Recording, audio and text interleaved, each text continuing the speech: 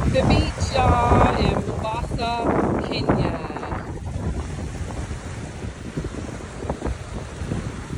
They don't really have, at least not where we're at, it's not a pretty beach line. You can't, it's real rocky, so you can't really like lay out or anything like that.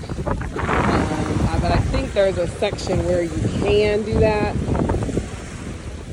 but definitely not where we're at.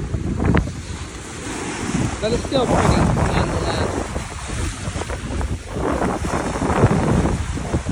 Our Airbnb that we're staying in completely sucks. The host is hella cheap. She disabled the AC units.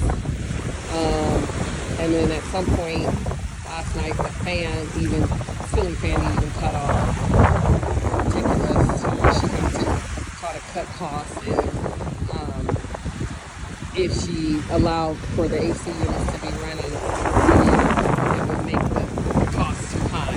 I'm just like, lady, if you can't run it appropriately, then you don't need to be having an Airbnb, because that's just ridiculous.